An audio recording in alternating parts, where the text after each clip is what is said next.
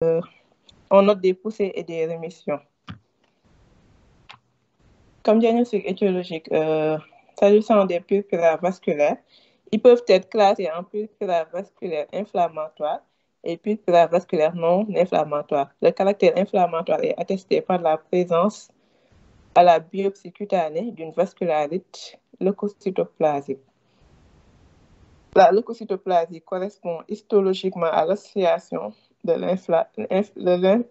infiltration périvasculaire de polynucléaires neutrophiles, parfois en pycnose ou en karyopexie.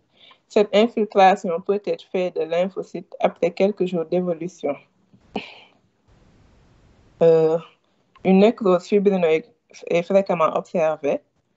Une extravasation des globules rouges à travers la paroi vasculaire. Les purpures inflammatoires.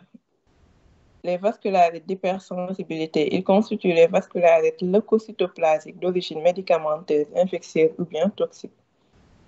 Les purpures inflammatoires, les causes infectieuses doivent être évoquées en premier lieu, surtout en présence de fièvre, telles que le purpura fulminant qui est une urgence. Le germe est souvent le méningocoque, mais peut être causé par d'autres germes. La manifestation, c'est une extension très rapide des lésions avec au moins un élément de nécrose ou bien une échymose de diamètre supérieur à 3 mm, qui est souvent initialement au membre inférieur avec plus ou moins association de pustules.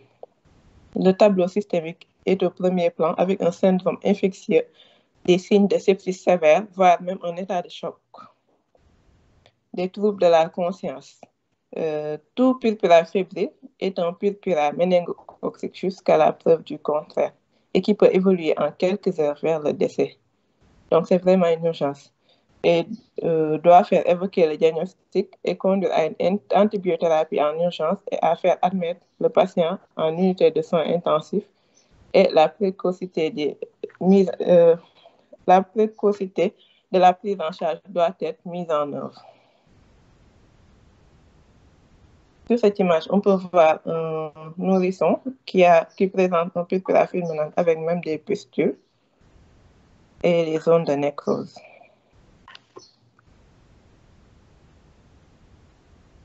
À la paraclinique, il faudra répéter les hémocultures, il faut faire des prélèvements pharyngés, la ponction lombaire, le CBU. Le germe le plus fréquent est le Neisseria meningitidis, qui fait partie de la famille des Neisseriacea, qui est strictement humain, bien adapté en son hôte, qui a une localisation souvent nasopharyngée.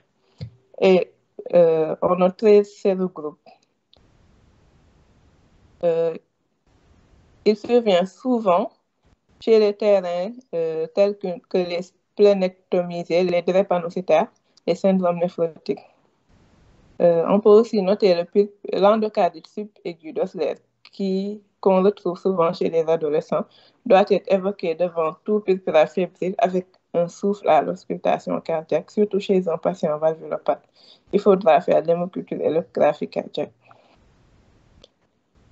Les purpura rhumatoïdes ou maladies de Enoch-Schönlein. À la clinique, on note le triade avec manifestation cutanée, articulaire, abdominale. Avec les manifestations cutanées, elles sont constantes, mais elles sont retardées au décours des douleurs abdominales. Ce sont des purpura pétéchiales pouvant confluer en plaques échymotiques associées à des macules, des papules, des plaques urticariennes, des œdèmes localisés, surtout au niveau des chevilles, et prédominent aux membres inférieurs, pouvant toucher les zones de contact telles que les coudes et les avant-bras, qui sont rares sur le tronc et la face. Nota bene, on ne retrouve pas d'atteinte muqueuse dans les purpura rhumatoïdes. Cette image représente un purpura rhumatoïde avec la localisation au niveau des membres inférieurs. Les manifestations articulaires, elles sont inconstantes, transitoires. Leur durée est souvent de 3 à 5 jours.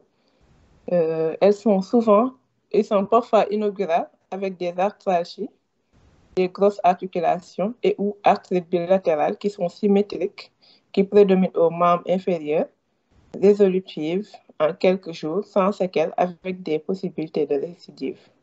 Les manifestations abdominales sont inconstantes, parfois inaugurales, d'intensité variable. On note des douleurs intenses à type de colique, avec des vomissements, des diarrhées sanglantes, des hémorragies digestives hautes ou basses. À la paraclinique, la biologie retrouve une absence de thrombopénie à la numération formule sanguine et le bilan de la coagulation primaire est normal. Le dosage du facteur 8 est abaissé avec une valeur pronostique pour les complications rénales ou digestives. Les complexes humains circulants tels que une augmentation transitoire des IgA aussi est